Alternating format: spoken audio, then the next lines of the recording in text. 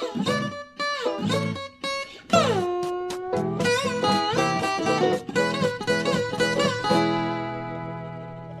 everyone, and welcome to episode 3 of Spongebob-Lematic. Again, same thing we've been doing here, just going through each episode in order. And in case you didn't watch the last ones, when we say episode, that usually includes A and B's. In this case, it's episode 3A, Jellyfishing, and 3B, Plankton, with an exclamation point at the end of it. And with me here, we're going to be talking about a couple different things. To start off with jellyfishing, we will say that episode it was written by Steve Fonte, Chris Mitchell, Peter Burns, and Tim Hill.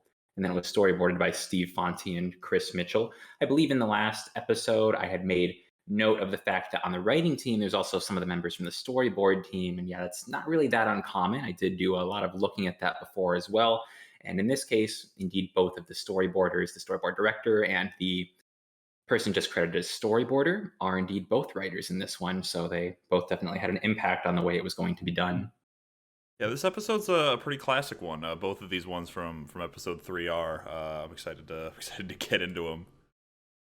Yes, they are very memorable ones. Pretty much everything from season 1 is, but this is kind of that point where, at least if we're getting into 3A, all of the characters, all the players in this plot have been established. So we don't really need any frameworking. We just get to see them work in their environment and see how they come together and get a story that doesn't feel a need to kind of show us anything new because we already kind of have an idea of these characters.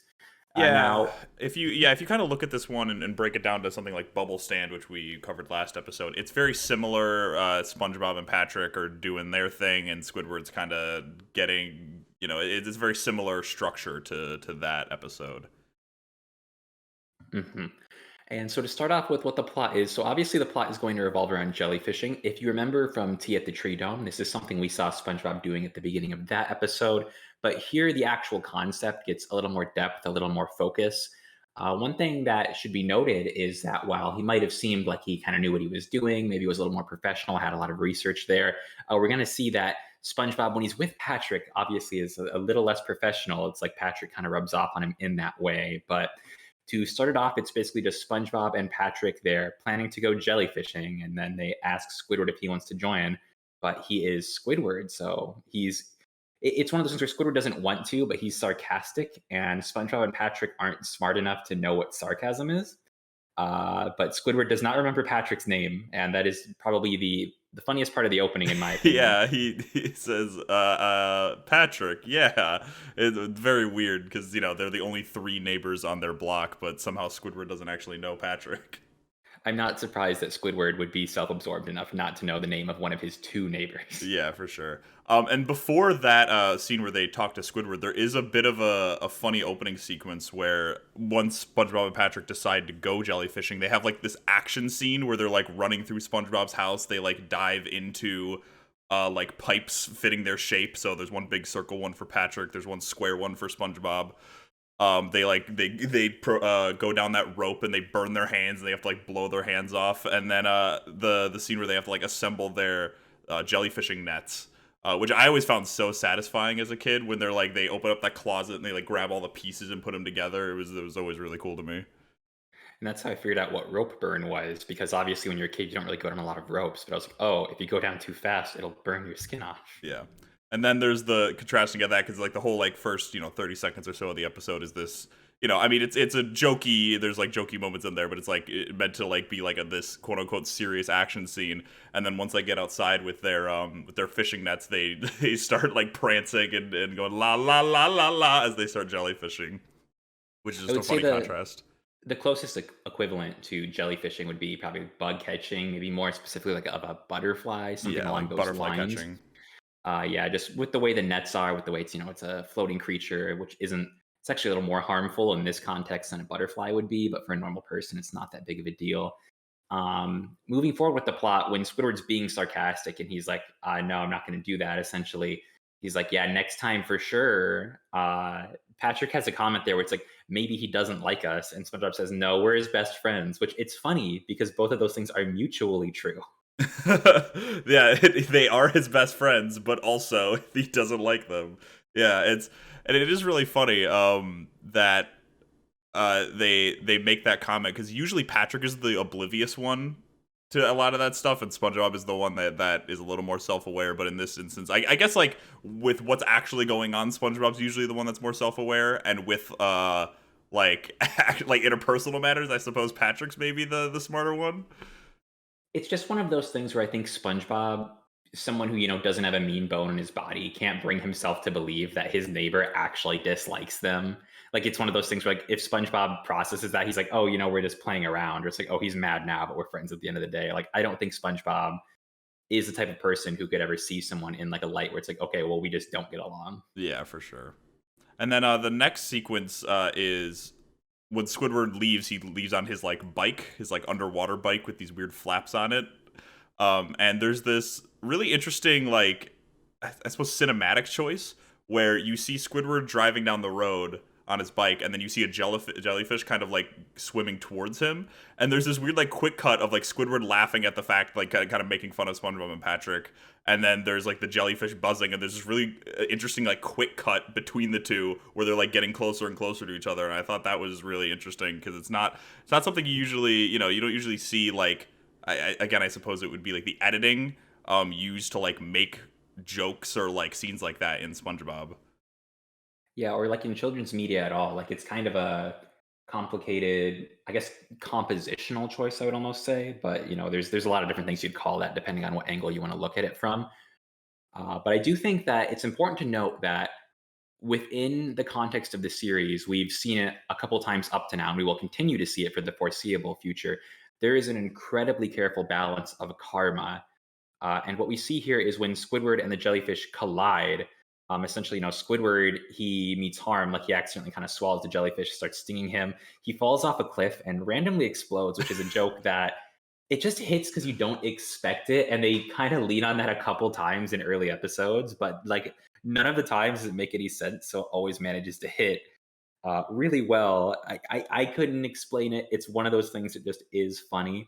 But back to the main point about that, there's this balance of karma where that is funny, and we appreciate that it happened because it happened after Squidward did something wrong. Yeah. And this idea of give and take, bad is met with bad and good is met with good, is almost like a sub theme at this point in the show where it's like, again, we've discussed this before, SpongeBob's optimism and positivity lead him to positive outcomes, Squidward's negativity leads him to negative outcomes, and we'll see this balance of karma continue as we go forward, because that's really, it's not funny to watch someone innocent get hurt, it's funny to watch someone who's mean get hurt. Exactly. And there are episodes in later seasons, maybe even later in the season, I don't remember, where they kind of try to play with that concept a little bit, where SpongeBob does actually get a lot of bad things that happen to him because of the good things that he does. And then but then the overall critique on the whole episode, like by the end, it comes full circle, and like Squidward eventually gets, or whatever other forces is working against SpongeBob, like gets their own. So yeah, that is a very key trope, I suppose, or yeah, theme is the better word for it. That goes out throughout the series. It's like a more like minor theme, it's not super pronounced, but it is something you can definitely see throughout. And then what happens after that, unlike in, again, like a lot of cartoons that are going to do that kind of slapstick, so to speak, sort of humor, Squidward actually goes to the hospital, and we do like a quick cut to when it's time for him to get out of the hospital. And this is just a minor thing, but SpongeBob's chair in this scene has a dial on it, which I'm not sure if it consistently has, and I'm not sure what it does because I don't think we ever see him turn it. But it makes me wonder if it's some kind of like massage chair, and SpongeBob somehow afforded something like that. Oh yeah, I didn't catch that, but yeah, that is interesting. And then yeah, in that scene, there's a funny gag when SpongeBob sees Squidward like in his wheelchair riding back towards the house. He calls Patrick, and they're like, "Oh, we gotta go say hi to Squidward. We gotta give him his best day ever." And then they hang up, and you realize that they're in the same room, and they were just calling on the phone to each other, like even though they're right next to each other, which is just a funny little gag. Now, something to note about that though is SpongeBob says Squidward's best friends are going to give him the best day ever, and Patrick's response is, "Oh, great. Who are they?" Yeah, that's another good one. And it's really with that as well. If you look at it visually, that scene is set up in a really like good way. In that when he makes the call, it does a split screen where it looks like Patrick is in another place because the decorating in the background of the wall is different than the wall that SpongeBob is standing in front of. And it's a joke where I feel like that takes a lot of knowledge of space to pull off, and then to pull it off in such a way, I really appreciated that from the animators. Well, it's one of those jokes that could only happen like on TV or on a cartoon. Like that's not something you could pull off like in real life in any way, just because like it is fully on the fact that this is a TV show. We're putting a line in the middle of the screen, which people know means like they're in a different space and they're on a phone, and then just dropping that line and realizing, oh, it's just a corner of a wall, and they're just talking to each other in the same room is really effective. You'd have to be very careful about how you did it to make something like that work in real life, but it does really make use of its medium to give an interesting joke with perspective there. So what happens after that is that, they see Squidward, he's coming home, like SpongeBob was just telling Patrick, and they're going to give him the best day ever. Now, I mentioned earlier, SpongeBob doesn't know what sarcasm is, so he thinks a part of that is that Squidward would like to go jellyfishing with them. But before that, they do a couple other gags. Patrick tries to feed him soup, and Squidward at this point's in a full body cast. He can't do anything. And Patrick's like, "Oh, it's hot. Let me blow on the soup." And the soup blows onto Squidward. Patrick, however, does not have object permanence and sees there is no soup and presumes it disappeared and proceeds to do it again. And just keeps repeatedly burning Squidward over and over again. And then right before that too, when they greet him, like SpongeBob, I think yells like "Welcome back, Squidward," and then Patrick Merry yells Christmas. "Merry Christmas," which is just like yeah, it's really because like that's like a joke, like they don't, nobody addresses it, it's whatever, but it's like you as the audience member know like, okay, it's not Christmas, that's just funny because it's like it's there's a lot of joke, especially this episode, this one and the next one, there's a lot of jokes that just kind of happen one after another and you're not really supposed to think about them, but if you stop and do, they're really like they're quick and they're easy, but they're really effective, and they make use of like the characters that we know at this point to deliver them effectively, I think. Yeah, it wouldn't work nearly as well if someone like SpongeBob had said it or Sandy, but because it's Patrick, it makes the joke land a lot easier because Patrick just would make a mistake like that. Now, if we want to get really into it, there is a continuity error in that they shouldn't know what Christmas is yet because Sandy introduces the concept later. True, But yeah. also, it's one of those things where there are times where SpongeBob and Patrick will reference something from land, but then not know what it is. They'll just have heard the word before. So it could be one of those things that's really up to viewer interpretation, however you want to logic that one out. Very true. And then after the soup thing, there is SpongeBob tries to regale Squidward with a clarinet performance, and he realizes he starts playing and he does it really badly, and then he thinks the problem is that he has to lick his lips. And there's this like long like 10-second bit where he's just like really aggressively licking his lips, and it's really like it's weird but also funny at the same time. Like it's uncomfortable to watch, and the sounds he's making are very visceral, but like it still is really funny. And then that leads to Patrick saying, okay, music's not worth it. We're just going to go jellyfishing. And this is actually the first time we saw jellyfish fields earlier. Again, like I said, in Tea at the Tree Dome. But here we learn, they directly say this is jellyfish fields. And this is a location that's going to be prominent. Again, jellyfish fields, Goo Lagoon, the street they live on has a name. I do not remember what the name of the street is because it doesn't come up like ever. Yeah. But those places and the Krusty Krab, those are like our main locations. Most of our stories are going to take place in one of those four places. Sometimes they travel to other places, or there's some places where like they're used a lot, but they're not one of those main places. And so it's an important place to remember, if you're going through this again for the first time watching these episodes, you will be seeing it again in the future. And there are, again, a lot of really iconic bits here. This is really the part of the episode where it gets into what people remember. I'd say the most important thing is SpongeBob goes off and is like, okay, Patrick, get his net ready. And Squidward is in a full body cast. He cannot hold a net. Patrick does not understand this and yells at him to firmly grasp it. And to make him firmly grasp it, he shoves it into the cast and through Squidward's tentacle, which the funny part of that is the net is not even at an angle where he could feasibly have used it. Patrick's just like, okay, yeah, that works. Yeah, I mean, he's technically holding it up, so I suppose he kind of could have, which he tries to do later is just like go in, like just go straight ahead. But yeah, it really is not effective. But yeah, the firmly grasp it and shoving it through his hand and seeing that, like that's I mean, I think everyone, if you hear the word firmly or grasp, a lot of kids our age will think of that. Patrick is just so frustrated at this concept that Squidward's not holding it, but it's like Squidward is literally not capable of holding it, and he does not stop to even think about it. He's just like, "Okay, you're being difficult, Well, so I'm gonna solve this problem." it's actually even weirder than that because he's immediately like happy at Squidward. I think he's kind of just mad at like the net. Weirdly, if you watch that scene again, he's not really like mad at Squidward. He is giving him the instruction, but it's like he's kind of just mad at like the net or like the situation more than like Squidward, which is interesting because it's just like what does he think the problem is here? He clearly just doesn't understand it, but then SpongeBob doesn't really seem to see a problem either because like, "Okay, well, that happened and that's what we're doing." Well, yeah, he thinks And somebody so in a full body cast should be going out like jellyfishing, which is, not good. again, it's one of those things where it's like his positivity and optimism blind him into doing things that don't work out. Which leads into here when he's trying to essentially teach Squidward to jellyfish, like show him what they need to do. Again, this is another one of those things. SpongeBob seems to have a lot of like rituals to the kinds of things he does, and this also ties into the musical aspect the show has up to this point that we've seen, where not only is it like this ritual of actions where he's like, "Here's what you have to do," he's also like, doing a little song with it too. It is a Da da classical da song. da I don't know the dum. name of it, I don't but either. Yeah, they start it's they one start of actually those. playing it because at first it starts with Squidward or SpongeBob and Patrick just singing it, doing the da da da da dum. But then towards the end, you actually hear the music, like the actual I guess symphony it is. Like you hear that in the background get louder and louder by the end, and while they're like all falling over each other, it is an interesting point to note that later in the show, especially SpongeBob is seen to be a very capable jellyfish hunter. Like he is somebody that is actually really good at jellyfishing. But in this episode, him and Patrick are really bad at it. They don't seem to like be like they are falling over each other. They're constantly getting stung.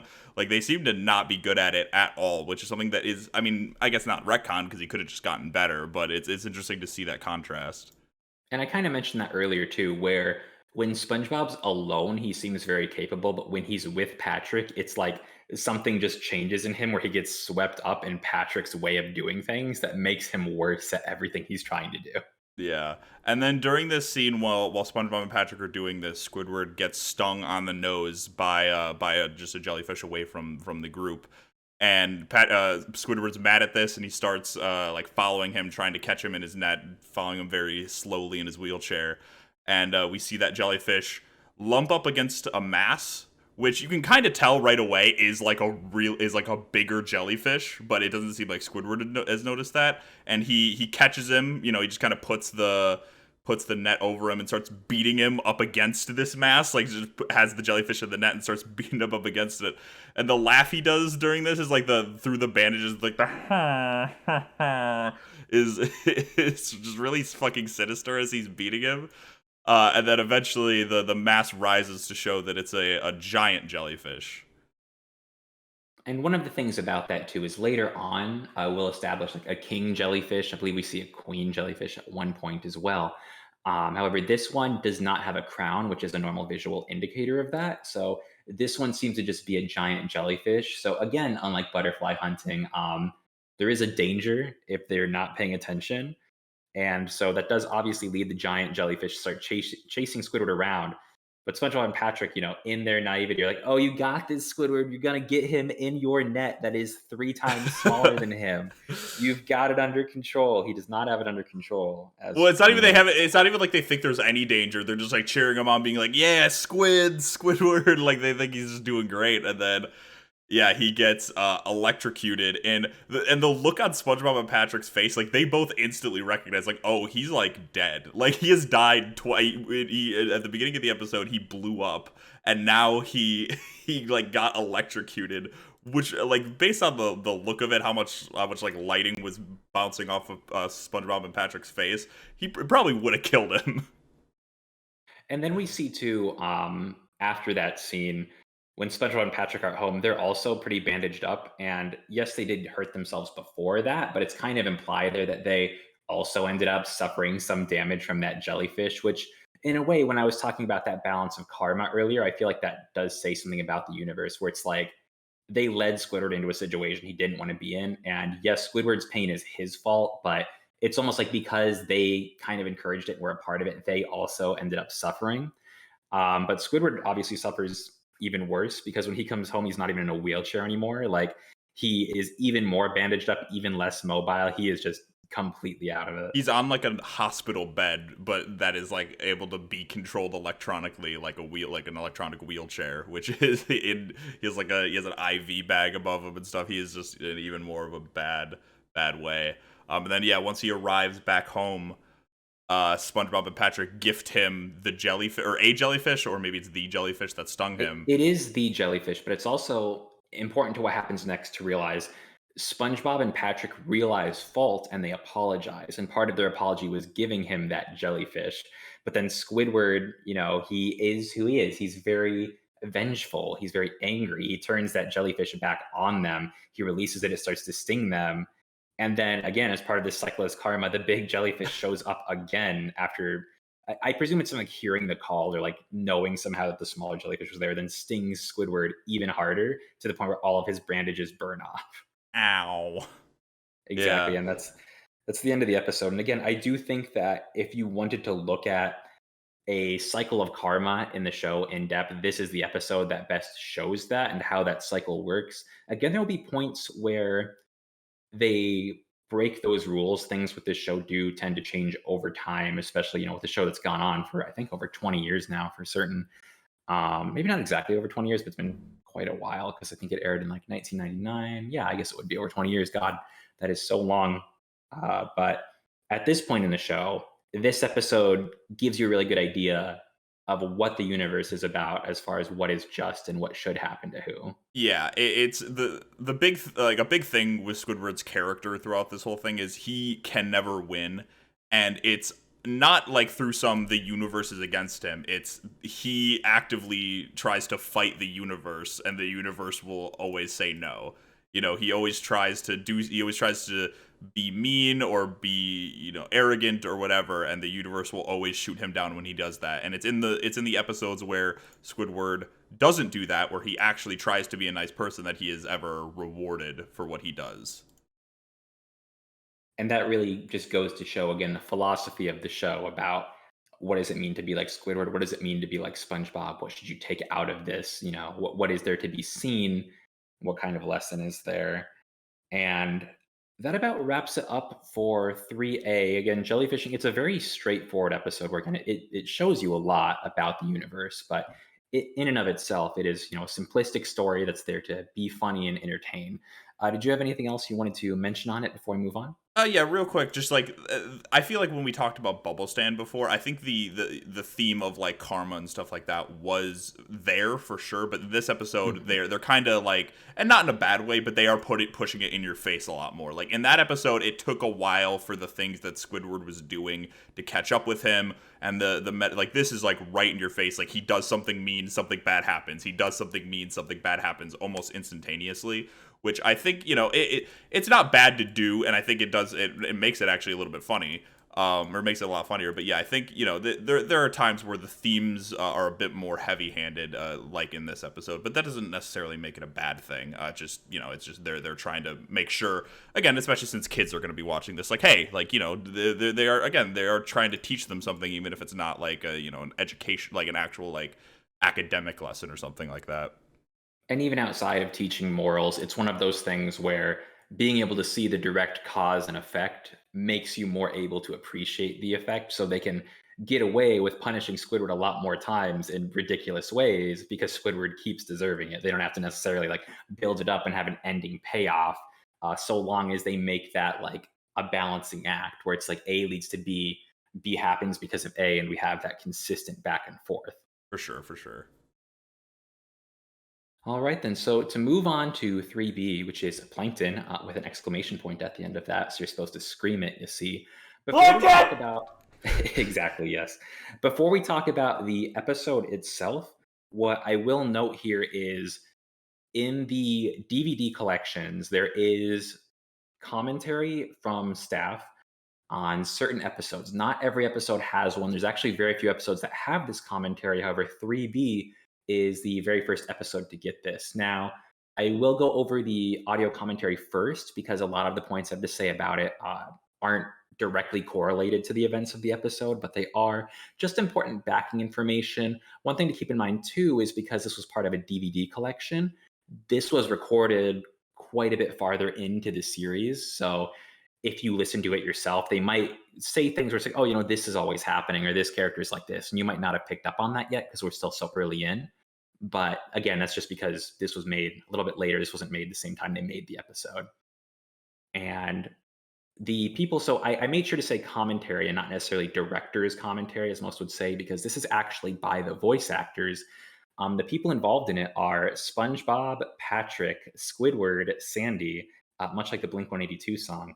And then there's Mr. Krabs and Plankton. And their voice actors, I will give them credit here where it is due. In the same order I listed the characters, that is Tom Kenny, Bill Fagerbach, Roger Bumpus, Carolyn Lawrence, Clancy Brown, and Mr. Lawrence is what he goes by. He has a first name, but that's what he calls himself, and that is Plankton's voice actor. I will note here as well, in case you're wondering, Carolyn Lawrence, Sandy's voice actor, and Mr. Lawrence, Plankton's voice actor, do not have any relation. The last names are spelled the same, but that just happens sometimes. Yeah, it's not that uncommon of a last name. Yeah, it's it's one of those last names like you could see someone like using for a generic purpose. What I think is funny about all this is you'll notice if you are a fan of extended SpongeBob media, if you know like the SpongeBob games, um, any other type of the media where they would have the voice actors, Clancy Brown is kind of not involved in anything he doesn't have to be. Like if you go and you play Battle for Bikini Bottom, that's very popular. It's like it sounds like a bad Mr. Krabs impression. It literally sounds like, "Oh, SpongeBob, I need you to get me the shiny objects," and that's as close as it sounds to Mr. Krabs. But they got him to do this, so I guess maybe he was just in the studio that day. I don't know because he seems to be at that time, especially. He was really busy. He voiced in a lot of other work as well. But I just wouldn't have expected him to be there, especially because he doesn't prominently appear in this episode. He has a couple lines in it. Yeah, for what we learn about Mr. Krabs and Plankton's relationship later, I mean, it's set up that they know each other in this episode, but you would expect Mr. Krabs to be around a lot more than he is. I actually got this one confused with a later episode when it first started. I thought this was one where like we learned a little more about their relationship and that they sometimes like hang out a little bit, but that's gonna come later. Some other things about the commentary track. So Tom Kenny basically says he's the titular character, and then this it's actually a little more adult than you would expect. I'm kind of surprised they got away with it on DVD because he's like, oh, can I say titular? Like, because tit. And there's another bit they say a little bit later where they make a joke because in the episode you're going to see like Squidward sleeping, and then one of them says like, "Oh, this was actually a nude scene, but they had to censor it out. It was too hot for TV." And it's like, Well, this is a kid show, guys. I mean, I appreciate it because it's a kids show, but it does what it wants to do. I mean, I suppose what kids would actually watch the director's commentary. I think I don't know. It's interesting because you don't normally see, or not director's commentary, but commentary in general. Like, what kids are gonna, if they get the DVD, gonna listen to those, right? I think they maybe work. I mean, again, we talk about it a lot. The show does hold up well for adults. And maybe they knew that even back then, even though they were making a kids show, that adults might be into this and might want to hear our thoughts on a lot of this stuff. I believe also DVD releases and special features on them do not go through a rating or appeal process by the FCC, so you can get away with a lot more. But it would just be up to like Nickelodeon's branding, like what do we want to allow? However, if you're going to have people give real in the moment commentary, you want it to sound real. There's certain things like that are they are adults. These things are going to come through. And especially when this would have been made, probably. I mean, maybe just even like the year 2000, you can get away with a lot more back then. They wouldn't have been, nowadays Nickelodeon probably wouldn't have had that on their DVD, but back then they were probably able to get it because those jokes aren't that adult where. It's that weird for them to have been on there. And SpongeBob itself has some jokes that are like weirdly adult at this time in its run as well. One fun fact we do learn here. So Plankton's voice actor, Mr. Lawrence, again, he is the one who pitched this episode. And when he pitched it, it was originally called Deep Cover. However, they decided to name it Plankton instead. He doesn't really go over why, but that's just something that's interesting to know. And when he's talking as well, you'll hear like his normal voice. Like he doesn't sound like Plankton. Plankton's a voice he puts on, but he does kind of sound like Larry because Larry is the other character in the show that he does. Oh, interesting. Okay. You wouldn't necessarily expect it because Plankton is very distinct, very different. But like when you start hearing, you're like, who is this? Like I know this voice from somewhere. Like, oh, that's really similar to Larry. Yeah, that makes sense. Yeah, and so this episode starts off with SpongeBob in the Krusty Krab kitchen cooking up a Krabby Patty, a fresh Krabby Patty, and it's a really uncomfortable scene where he's like sucking all of the ingredients into his body, and then like I don't know if it comes out of his mouth. I think it just comes out of one of his, like he sucks them all in like through his pores, and then out of like one of his pores, the completed Krabby Patty comes out. And it's a very uncomfortable scene. I don't think I'd want my food prepared that way if I lived down there. But you know, I mean, teach their own, I suppose. Well, and the point to make about that as well is episode 3B, it's written by Ennio Torreson, Eric Weiss, and Mr. Lawrence, and was storyboarded by Ennio Torreson and Eric Weiss. And we actually saw some other work earlier. I said in an earlier episode, oh, here you can really tell the difference because they squash and stretch SpongeBob's body in different ways that the other storyboarders don't. And that opening scene, you immediately know it's like, okay, this is the same team who likes to do that. Because SpongeBob, he's lifting up his head by like his arms, not in like a gruesome way or anything. He's just like shaking himself around to get the ingredients together. And just that style of like playing with SpongeBob's body, squashing and stretching him around is something that these writers and storyboarders seem to like to do with him. And it's kind of like almost like at this point in the series, again, we're going through this, and this is really my first time as a watcher seeing who did what. But you see this kind of thing a couple times, and I feel like it's almost a trademark to know, like, okay, yeah, they're the ones who worked on this. Yeah, that makes sense. I mean, it's interesting to hear that, like, yeah, because there's a lot of differences between a lot of these episodes in terms of how they're animated and certain, set pieces and stuff that are there. And yeah, it makes sense to find out that, a certain team did certain episodes because, yeah, they are very similar when you think about it. And I believe we've already said this, but just to establish it, this is the episode where Plankton first appears. He is one of our antagonists who is just pretty much an antagonistic force all the time. SpongeBob being SpongeBob, it's a pretty open person. But if we were to define like who is a quote unquote like enemy against SpongeBob's goals, it would be Plankton. And our introduction is he's taking a Krabby Patty, the one SpongeBob just made. He's trying to get it out of the restaurant. Mr. Krabs stops him and says, yeah, that's Plankton. He's been trying to do this for years, but he's kind of incompetent, so he never has. And Plankton's comeback, he says this a lot early on, is that he went to college. I went to college. I think he's the only character who did too, which, if you wanted to look into it, really is kind of a commentary on the schooling system in America, where it's like he put in all this work, but it's like it kind of didn't amount to anything for him, which is more relevant these days than I think ever, just with the way that things are, the world is, the market is. It's almost like, it's like it's a joke because he's like, I feel like at the time the joke was I went to college, therefore I deserve these things. But now it's like he went to college and it didn't give him any of the skills to succeed at what he does. Yeah, and it's weirdly, I don't even know what to make of it because Plankton absolutely, I mean, obviously it's the episode with his name in it, but he carries this episode really well. And it's line, like almost every line out of his mouth is comedy gold, or every action he does is really good in this episode. And that's one of them. And it's weirdly like a lot of his jokes, like that one is, I think, maybe soft meta, but a lot of his jokes are like really meta. And we'll see, I'll go over some of them later. But it's really interesting what they did with, like, it seems like his character is just written by like an entirely different team almost. Like his jokes are really, really different and really, really interesting.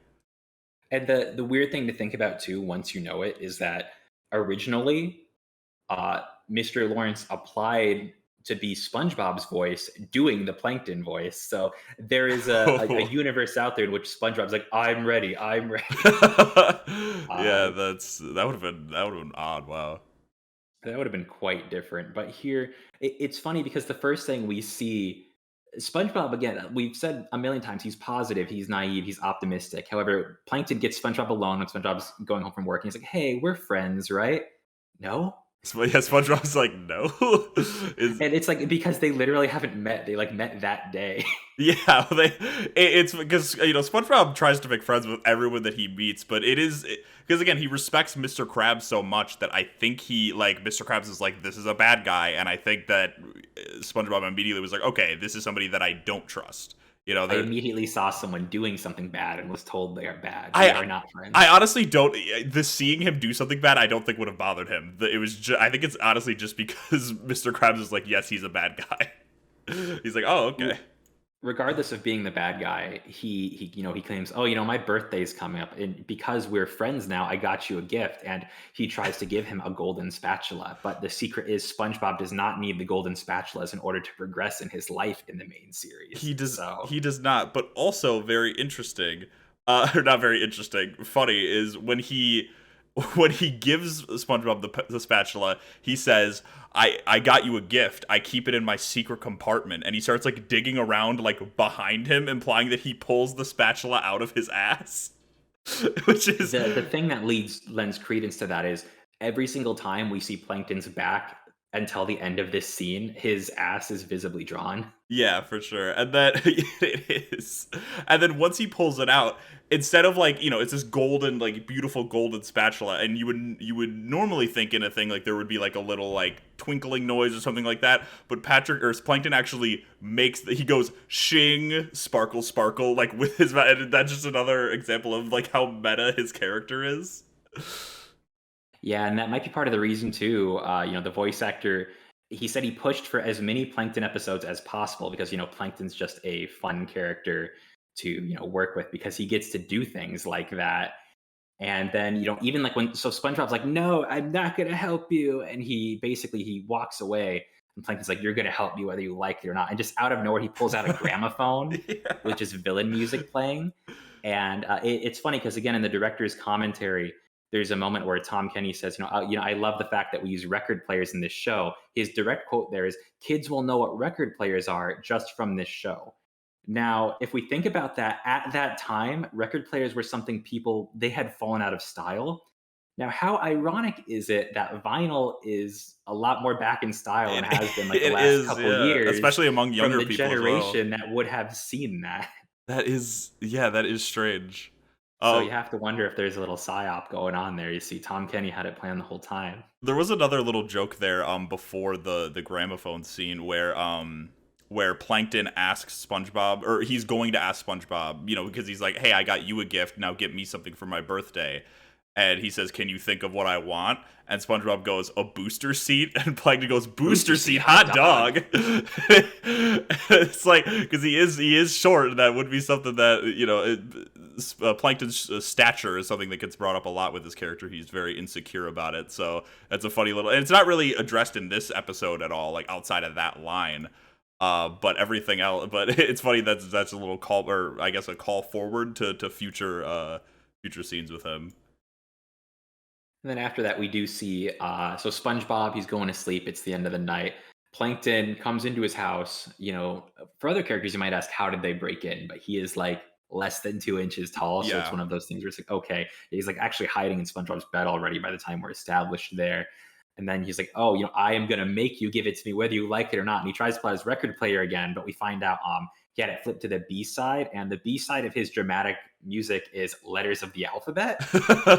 I don't know why that would be the B side to that, but I guess that's what he needed that day. It's what he needed, man. Yeah, that's a really funny bit. And then he goes inside the head, or just the body, I don't know, whatever, of SpongeBob, and he's trying to find his way to his brain. And Which he has an interstate map with. yeah, he has it. Yeah, he pulls out a map, and it's like just like a normal map of like an interstate or something with just a picture of a brain in the middle of it, which just is so weird. And then he gets to the brain, and because SpongeBob's rolling around in bed, his brain for some reason is just free hanging in his head, so it starts rolling around the head, and Plankton is chasing it around, and he yells, "Come back here, you swine." Now, swine is a word that I use as an insult all the time now, and I didn't know where I got it from until I saw this episode again, and I was like, "Oh, okay, yeah, it's just all those things that you don't even." It's so impactful that sometimes you don't even know where you get some of the things you say from, and it's just like, yeah, I definitely got it from this episode when Plankton said swine. I didn't know that that's why I said it so often until watching it again. And then even after that, his ultimate solution to keep the brain where it needs to be is to duct tape it down. That's it, brain. You're going down. Just pulls out a tape, or it pulls out like a tape and just tapes it all down. It's just one of those things where like Plankton is smart enough to make a mind control device, but also like his solution here is just duct tape. Yeah. And then so eventually he puts the mind control thing on his. It's not even really a mind control thing. It's just like it's like a Remy the rat from Ratatouille thing where he's just making his brain do things by like putting pressure into it. And so SpongeBob gets up and starts moving uncontrollably. Uh and there's he doesn't realize at first that something's wrong. He just thinks his body is being weird and doing stuff like without him thinking about it. And so he starts walking towards his kitchen. And there's a funny line where SpongeBob says, "Time for a well-balanced breakfast." And then he crashes through the fridge and he has like a bunch of food on his head.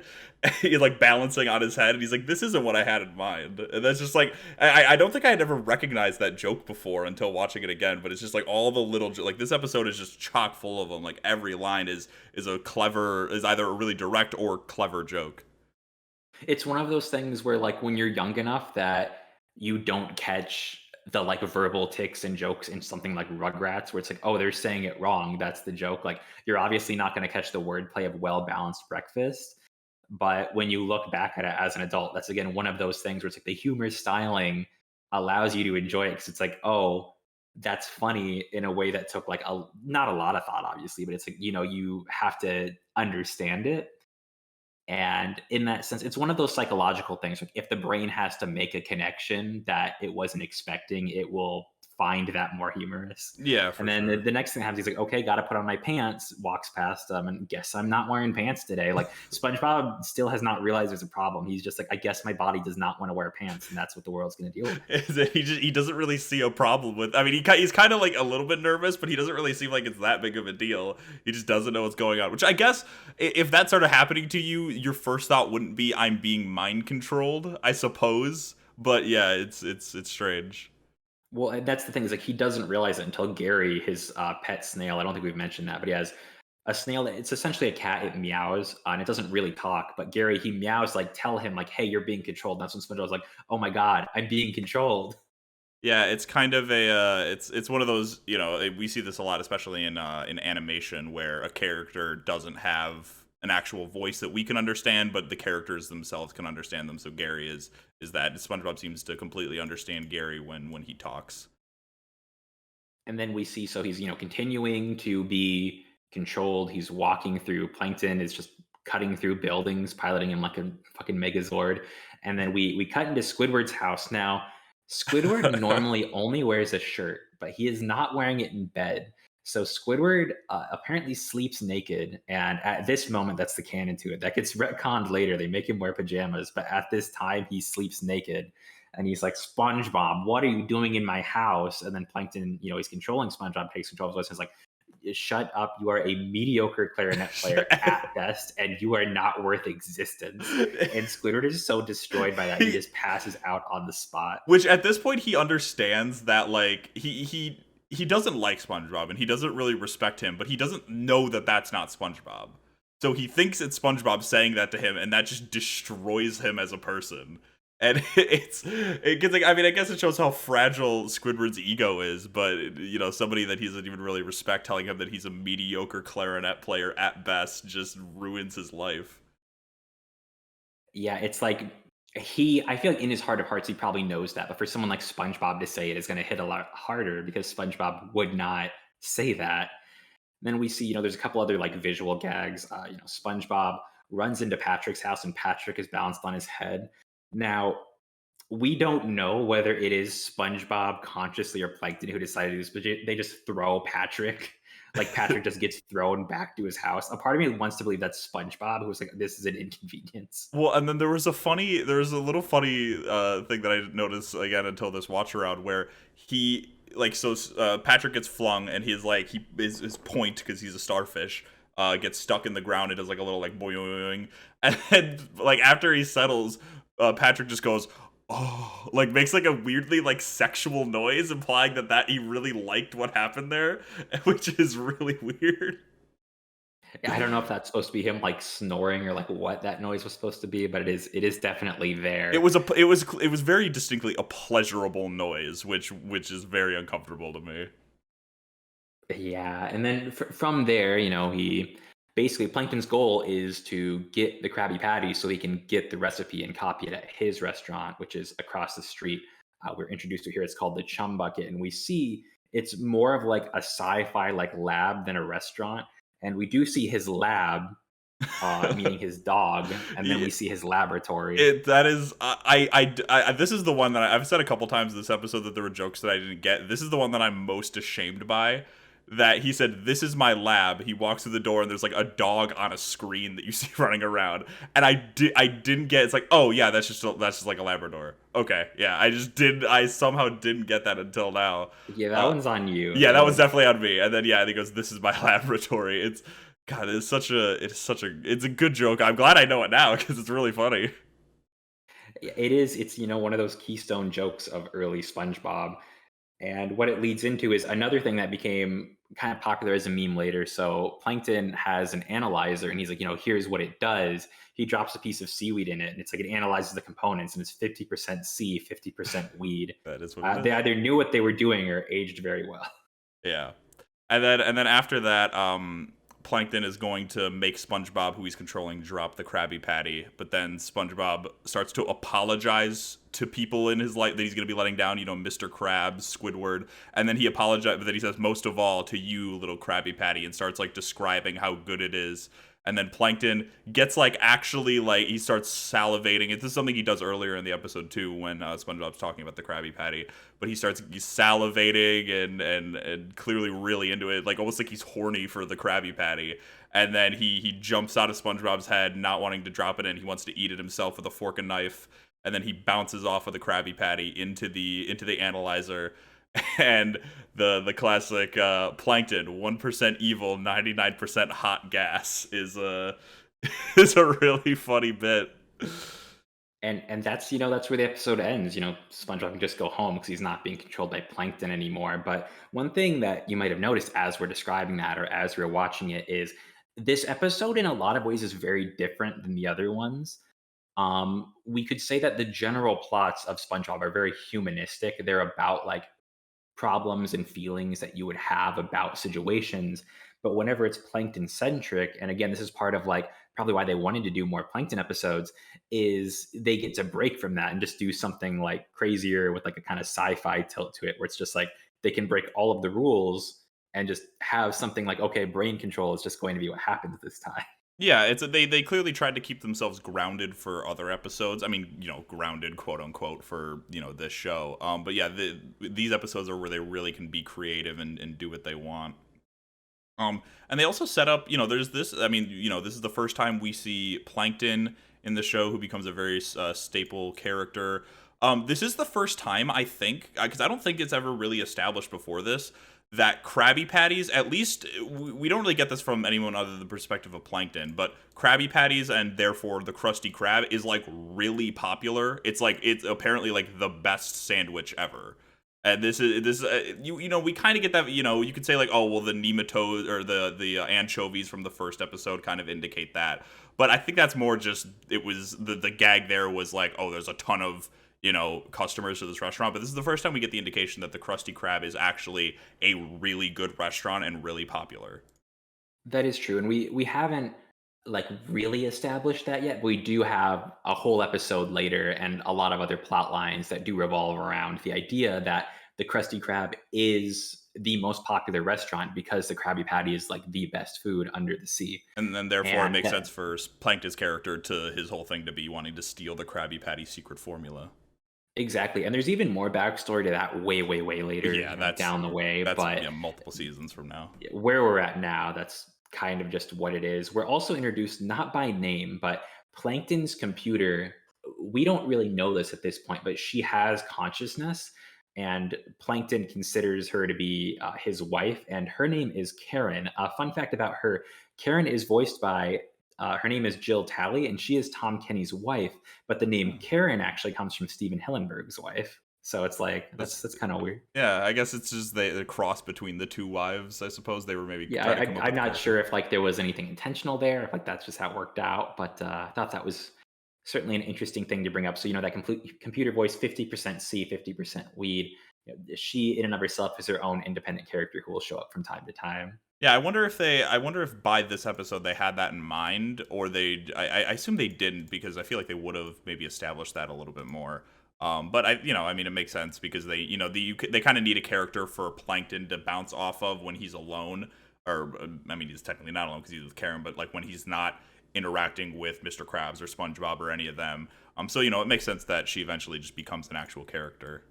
Yeah, I don't remember seeing anything about her in the pitch Bible, so I actually don't know exactly when that was decided. So it's possible at this point she was just a computer, and then in later Plankton-centric episodes, they needed someone for him to bounce off of, but he doesn't have any actual allies per se, so they needed to give him something.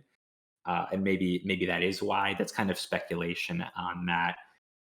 The one other thing that I do want to bring up about this episode, this is from the commentary again, is now I always thought this was a fan theory, but apparently there's credence to it. One of the voice actors said that what's fun about the characters and what gives them a dynamic is they're all based off one of the seven deadly sins, and that Steven Hillenburg wanted that to be a connection. I honestly thought that was just like a crackpot fan theory. I did not think that was true, but according to the voice actors, that is an intentional thing. So you're supposed to be able to read into a deadly sin that each of these characters embodies, and some of those are more obvious than others. Um, Sandy's voice actor cuts in and says, "Well, what's Sandy's sin supposed to be?" And then it's like, she's a female character. What do you think the sin's supposed to be? So like, no one can actually say anything. She like realizes instantly, and it's like, oh, it's karate. Oh God. Yeah, I feel like they maybe tried that. I mean, I guess that it kind of makes sense with like how SpongeBob's character was maybe intended to interact with Sandy, but yeah, I mean, they kind of, I mean, for other characters it makes sense. For others, it's a bit more of a stretch for sure. I mean, again, like I legitimately thought all this time that was a fan theory, but apparently it was an influence going into the show. So that's one of those things that I don't think you hear anywhere else. So that's just something I would have never thought was true. I honestly thought it was made up, but there is, at least in the early seasons, some credence to that in its design. Interesting. Well, yeah, I think that about wraps it up for this episode. Then, Kurt, what do you think? Yeah, I didn't have anything else I really needed to add to it.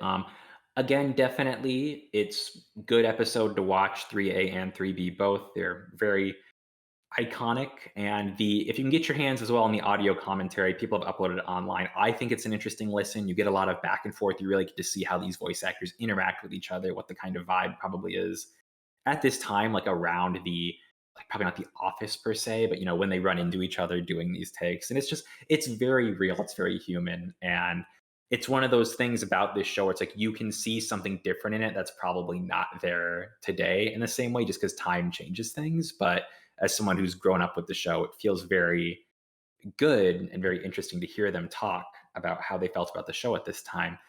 But with that, that's about all we have to say about episode 3.